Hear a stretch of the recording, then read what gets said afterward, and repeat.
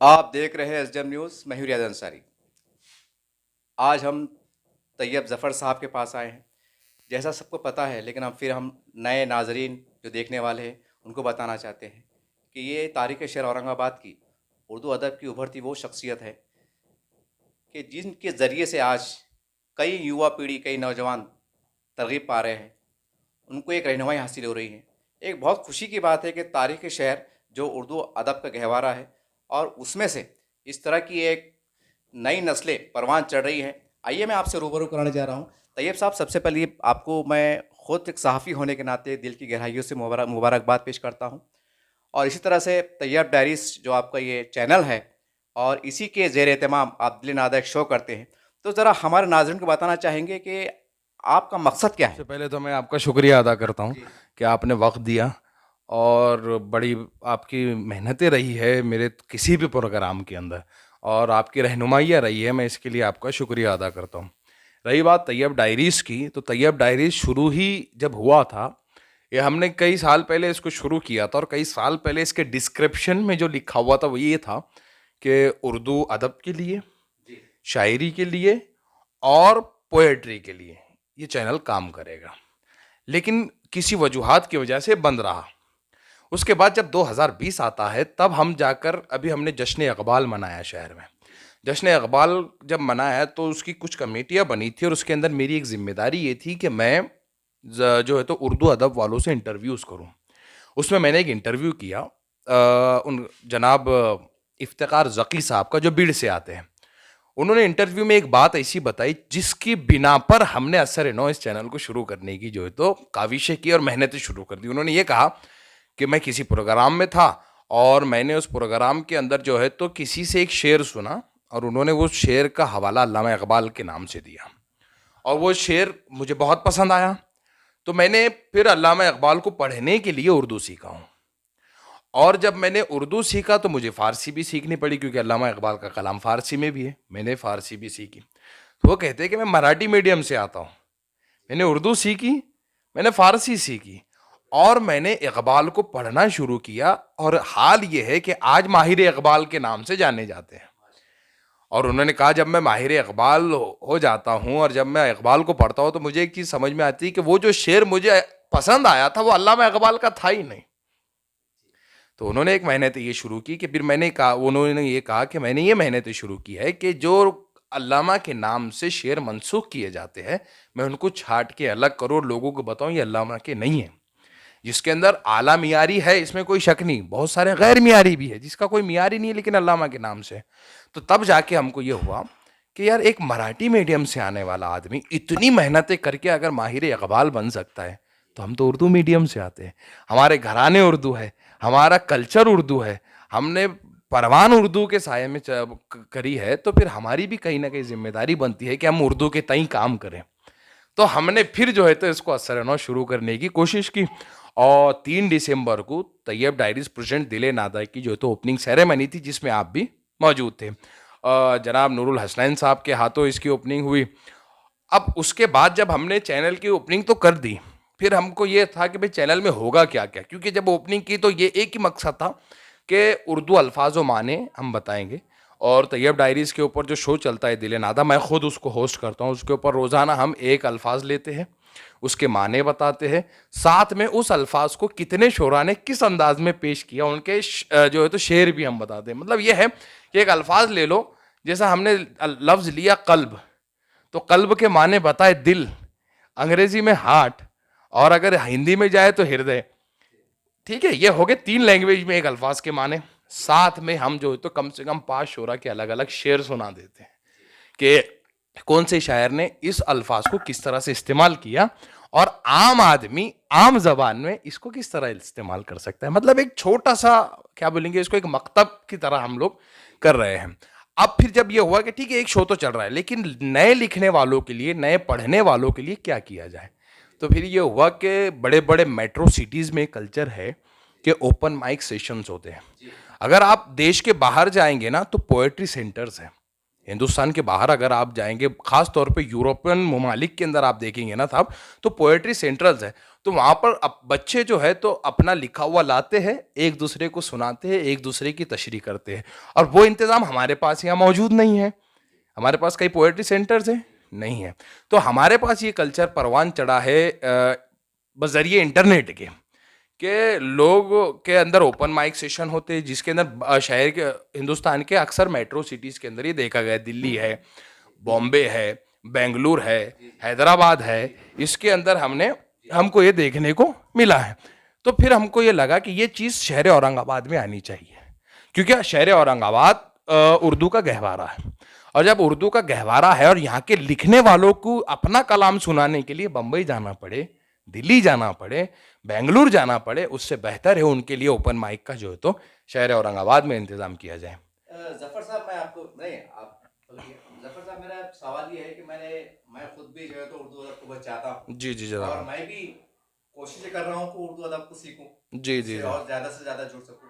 तो मेरी कई लोगों से मुलाकात हुई, और ख़ासकर ऐसे नौजवानों से मुलाकात हुई जो अदब ज़ौक़ से ताल्लुक़ रखते हैं और उसको पसंद करते हैं। तो उनकी कुछ यादें हैं, उनके कुछ मशवरे हैं, कुछ बात है। मैं चाहता हूँ कि बड़ा अच्छा मौका है, आपसे मुलाकात हो रही है, तो जी आपसे जी जी। शुक्रगुज़ार कर दूँ। जैसे कि हमने देखा है कि जो बच्चे तालीम के मेयार में कमज़ोर होते हैं, तो उनके लिए कोचिंग क्लासेस होती हैं। वो वहाँ जाके एडमिशन लेते हैं और सीखते हैं, और अपने जो मज़मून में कमज़ोर होते हैं उसको पूरा करते हैं, जी जी और जी। तालीम के मेयार को पूरा बढ़ाते हैं। तो क्या आप इसके लिए कोशिश करेंगे कि कोई ऐसे एक कोचिंग क्लास के सेंटर में, कि जो बच्चे उर्दू अदब सीखना चाहते हैं, गज़ल गोई सीखना चाहते हैं, शेर गोई सीखना चाहते हैं, मज़मून निगारी सीखना चाहते हैं, क्या आने वाले ये इसके दिले नादा के तहत ऐसा कोई प्लेटफॉर्म तैयार होगा जहाँ पर नई युवा पीढ़ी के बच्चे एडमिशन ले सके, और वो आप अपने आप को जो तो परवान चढ़ा सके? देखिए, आपकी राय सबसे पहले तो बहुत अच्छी है। दूसरी बात यह है कि हमारे पास ख़यालात बहुत ज़्यादा हैं जी। कि हमने ये भी करना है, ये भी करना है, ये भी करना है। लेकिन एक पॉलिटिशियन के जैसा मैं ये कह दूँ कि मैं ये कर दूँ, ये कर दूँ, ये कर दूँ, तो मुझे नहीं लगता ये हो जाएगा। हाँ, लेकिन ये मैं ज़रूर कह सकता हूँ कि हम इस सिलसिले में गामज़न हैं। और वो इस तरह से है कि हम चाह रहे हैं कि हमारी पहले भी टीम से बात हुई, और मेरे ख्याल से कई मीडिया के ज़रिए हमने बताया भी कि बहुत जल्द दिले नादा के ऊपर ही एक टीचर अपॉइंट किया जाएगा, जो वीडियो के ज़रिए लोगों को उर्दू सिखाएगा, और इतनी बुनियाद से सिखाएगा कि अगर आप किसी भी मीडियम से आते हैं, आपको अलिफ और बा की भी पहचान नहीं है, तो आप वहाँ से भी जो है तो सीखना शुरू करेंगे दिले नादा के ज़रिए, कि वो आपको वीडियो के ज़रिए अलीफ, बा, ता, सा, हुर्फ़ ताजी, और जो है तो उर्दू का ग्रामर और उर्दू अदब, उर्दू लिटरेचर वो वहाँ से आपको पढ़ाएगा। एक तो हमारे पास ये ज़हन में है। दूसरी बात ये है, नए लिखने वालों के लिए ओपन माइक सेशन अभी शुरू हो रहा है। तीसरी बात ये है, जब स्कूल चालू हो जाएँगे, जब हमारे नई जनरेशन के बच्चे जो 8वीं क्लास में हैं, 10वीं क्लास में हैं, 9वीं क्लास में हैं, लेकिन शायरी का ज़ौक़ रखते हैं, उस उम्र में शायद खुद का नहीं लिख पाते, लेकिन बड़े-बड़े शोरा को पढ़ते हैं, तो उनके लिए बैतबाजी के हम प्रोग्रामात करेंगे। ये तो है। साथ ही साथ जैसा ये आपने कहा है, तो इस सिलसिले के अंदर कुछ उर्दू के अदीबों से हमारी बात चल रही है। अगर ये हो जाता है तो इंशाअल्लाह ज़रूर सुमा इंशाअल्लाह औरंगाबाद नहीं, इंशाअल्लाह मैं चाहूँगा पूरा महाराष्ट्र इसको देखेगा कि ये चीज़ की भी शुरुआत होगी कि शहर औरंगाबाद में एक पोएट्री सेंटर होगा, जिसके अंदर लोग अपना कलाम आकर सुनाएँगे भी और सीखेंगे भी। ये होगा इंशाअल्लाह, लेकिन मैं ये नहीं कह सकता कि कब होगा, लेकिन हम उसके अंदर गामज़न हैं। सर, मेरा एक सवाल अब ये भी है आपसे कि हमने देखा है कि जो भी तहरीक बोलो, तंज़ीम बोलो, इस तरह के प्लेटफ़ॉर्म जब बढ़ते हैं, तो कहीं न कहीं ये इनको माली वसाइल की ज़रूरत पड़ती है, क्योंकि ये बहुत बड़ा प्लेटफ़ॉर्म होता है। जी, और जी। हमारा औरंगाबाद तारीख़ी शहर, और बिलख़ुस मराठवाड़े के अंदर हमने देखा है कि औरंगाबाद अपने मुसलमानों की कई ऐसी शख्सियत मौजूद है, जो माली एतबार से भी बहुत मुस्तहकम है, और वो चाहते हैं, ख़ास बात ये है कि वो चाहते हैं कि उर्दू को परवान चढ़े, उर्दू परवान चढ़े, फ़रोग़ हो। तो उनको आप क्या पैगाम देना चाहते हैं मौके पे, कि हमको उर्दू को बढ़ावा देना है, हमारे कल्चर को बढ़ावा देना है, और कहीं न कहीं ये भी हमारी बहुत बड़ी कौम की खिदमत है, तो उनके लिए आपके पास से क्या पैगाम है? ये मतलब मेरे दिल की बात आपने की है। मैं पहले तो बड़ा खुश हुआ हूँ आपके इस सवाल से। हाँ, जब हम उर्दू अदब की बात करते हैं ना, तो मसला ये है कि वसाइल कम होते हैं हमारे पास। तो साथ ही साथ ये है कि मैं यहाँ पर ये कहूँगा कि जैसा आपने बताया पैसा लगाने वाले लोग बहुत ज़्यादा हैं, लगाना चाहते भी, लेकिन उसका एक तरीक़ेकार लोगों के जो है तो समझ में नहीं आता। तो मैं ये कहूँगा कि आप भी प्रोफ़ेशनल रहें। मतलब किताबें हैं या प्रोग्राम आते हैं, तो आप भी प्रोफ़ेशनल आएँ कि भाई उर्दू अदब की आपको खिदमत भी करनी है, लेकिन साथ-साथ आप खिदमत कर रहे हैं ना, तो उसका सिला आपको आखिरत में मिलेगा, ठीक है, दुनिया में भी मिलना चाहिए। और ये हकीकत है। एक बिजनेसमैन आदमी अगर कुछ सोचेगा ना, वो पहला यही सोचेगा कि मेरा दुनिया में क्या मफाद है, और सबके साथ ये फितरी जज्बा है क्या नहीं? तो मैं ये चाहूंगा कि आप जब किसी के, फॉर एग्जाम्पल आप मेरे पास आते हैं कि यार तैयब डायरीज की जानिब से ये प्रोग्राम आप कर रहे हैं और हम इसको स्पॉन्सर करना चाह रहे हैं, तो मेरा ये काम है कि मेरा जो बैनर स्टेज पे लगेगा वहां पर आपके कारोबार का जो भी रिलेटेड है, आप अगर किसी कंपनी के मालिक है और उस कंपनी से हमको स्पॉन्सर करते हैं, तो मैं उस कंपनी का लोगो लगाऊं और बाज़ाब्ता मेरा एंकर बार बार ये कहे कि ये इनकी तरफ से स्पॉन्सर्ड है। जैसा अगर अभी ये दिले नादा का जो अभी होने वाला है ओपन माइक सेशन, इसके अंदर हमारे सोशल मीडिया पार्टनर एक तो एसडीएम है, साथ ही साथ हमारे सोशल मीडिया पार्टनर अभी औरंगाबाद तक है। ये दो लोग हमको अभी सोशल मीडिया पार्टनर कर रहे हैं। तो हमारा क्या काम बनता है, आप आए हमसे वीडियोस लिए चले गए, लेकिन हमारा ये काम बनता है हमारे प्रोग्राम के अंदर आपका प्रमोशन होना चाहिए। तो एक दूसरे से ये लेन देन जो चलेगा ना, तो इसमें दो चीज़ होंगी। सबसे पहले तो आपका कारोबार फरोग करेगा, और दूसरा हमारा कल्चर, हमारे लैंग्वेज और जो हमारी सकाफत है, ये परवान चढ़ेगी। सर मेरा ये भी एक सवाल है आपसे कि हुकूमत महाराष्ट्र भी जो है तो हर ज़बान को फ़रोग़ देने के लिए तो फ़ंड मुहैया कराती है, उसकी मुख्तलिफ मराहल होते हैं, स्कीमात होती है। और हमारे तारिक शहर औरंगाबाद में, मराठवाड़े में मुस्लिम लीडरशिप बहुत ताकतवर है, भले वो अलग अलग पार्टियों से ताल्लुक़ रखती हो। तो उनके लिए क्या पैगाम है कि भाई आप तो सियासत को बहुत मजबूत करते हैं, अपनी पार्टी की जय जयकार करते हैं, लेकिन थोड़ा ये गरीब मिस्किन उर्दू ज़बान की तरफ भी देखिए, तो उनके लिए आप क्या पैगाम देना चाहेंगे? देखिए, सबसे पहली बात तो महाराष्ट्र हुकूमत तक जाना है बहुत दूर की बात है। हम अगर बल्दिया में आ जाए ना, तो हर बल्दिया में कल्चरल प्रोग्राम के लिए आपके पास बजट मौजूद है। शर्त यह है कि आप उसको निकालते किस तरह है। तो मैं हमारे लीडरान से खास तौर पर कहूंगा, मेरा कभी भी किसी पार्टी के हित में या मुखालफत में मैं नहीं रहा हूं, लेकिन जो अपने आप को लीडरान कहते हैं या जिनको हमने चुन के हाउसेज में भेजा है, उनका ये काम है कि अपने कल्चर के लिए, अपनी जबान के लिए जो बजट ऑलरेडी मख्तस है, बस उसमें से निकाल कर लाना है और प्रोग्राम करना है। और शहर में कुछ प्रोग्राम पहले हुए भी, मुशायरों के हुए बहुत सारे, तो इनका काम ये बनता है कि उस बजट को निकाल कर लाए और करे। अगर हम डायरेक्ट गवर्नमेंट पे निशाना साधेंगे कि गवर्नमेंट ने क्या करना चाहिए, तो गवर्नमेंट ये कहेगी हमको कि हमारे पास तो बजट है, आपके पास कोई नहीं है ना मांगने वाला। शहर औरंगाबाद में पिछले कुछ मुशायरे हुए और कुछ लाखों से उसका बजट रहा और हुए। तो जब एक बल्दिया के अंदर लाखों का बजट है, तो महाराष्ट्र के पास कितना होगा? शर्त यह है कि हमारे लीडरान उसके ऊपर सही तरीके से नुमाइंदगी करे और कल्चरल प्रोग्राम का जो है तो वो बजट लाकर कल्चरल प्रोग्राम ही करे। ये असल जरूरी है। सर ये मेरा आखिरी सवाल है आपसे कि हमने, क्योंकि ये सवाल ज़रा मेरा आपसे ये आपके प्लेटफॉर्म से हट के है, लेकिन मैं कहने के इसको उर्दू अदब से जोड़ना चाहता हूँ। आप देख रहे होंगे कि आइला औरंगाबाद का बहुत चल रहा है आजकल में, लेकिन आपने कभी, मैंने एक बात को ऑब्जर्व किया, शायद आपने भी किया होगा, और मैं तमाम औरंगाबाद के लोगों को पैगाम देना चाहता हूँ। आइला औरंगाबाद इंग्लिश में लिखा हुआ है, हिंदी में लिखा हुआ है, कहीं उर्दू में लिखा हुआ नहीं। ये कैसा आइला औरंगाबाद है साहब? जरा इसके बारे में थोड़ा तफसीर कर दीजिए। सबसे पहली बात तो जो आई लव औरंगाबाद का मामला चल रहा है, उर्दू ज़बान की बात करो। नहीं बिल्कुल बिल्कुल बिल्कुल, मैं आपका सवाल बड़े अच्छे से समझा हूँ और मैं एक खातिर खां जवाब का भी मुस्तहिक हूँ इसके ताल्लुक से। तो मैं ये कहूँगा कि सबसे पहली बात तो उर्दू औरंगाबाद से आती है।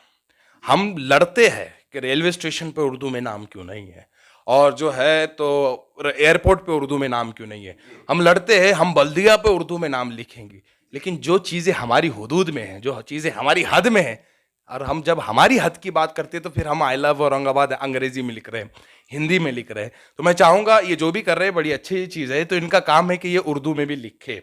साथ ही साथ अगर आई लव औरंगाबाद की जाए तो कहीं ना कहीं औरंगाबाद का नाम आता है, औरंगज़ेब का नाम आता है।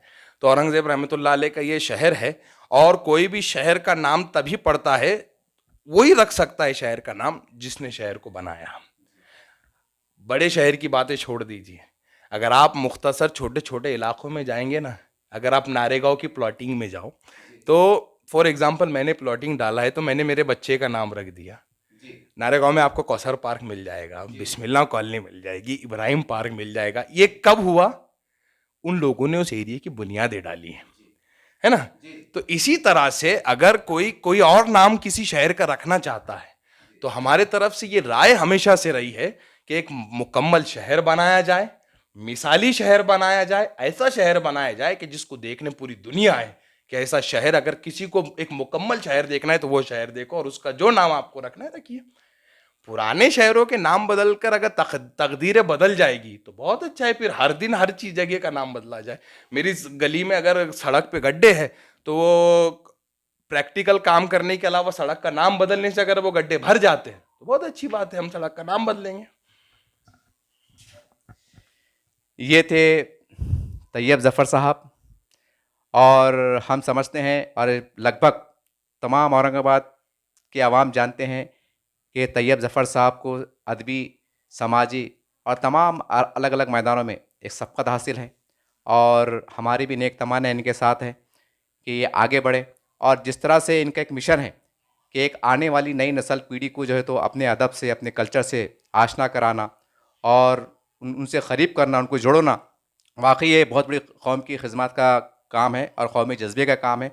और जिस तरह से इन्होंने तमाम बातों का अहाता किया, हम समझते हैं कि जहाँ तक नाजरीन तक हमारी बात पहुँच रही होंगी, दिले नादा को और ये तैयब डायरी की जो भी जितने शोज़ तमाम अलग अलग वीडियोस से, चैनल से अगर रिले होते हैं या हो रहे हैं और आने वाले दिनों में हो गए, तो हमारी उनसे बहुत दर्दमंद अपील है कि इनके शो को, इनके प्रोग्राम को ज़्यादा से ज़्यादा बल्कि हिंदुस्तान के कोने कोने में पहुँचाने का कोशिश कीजिए, इसलिए कि ये एक हमारे उर्दू अदब कल्चर का दिफा कर रहे हैं। अगर हम ऐसे सिपाही के, ऐसे मुजाहिद को साथ ना दें तो हम किसका साथ देंगे।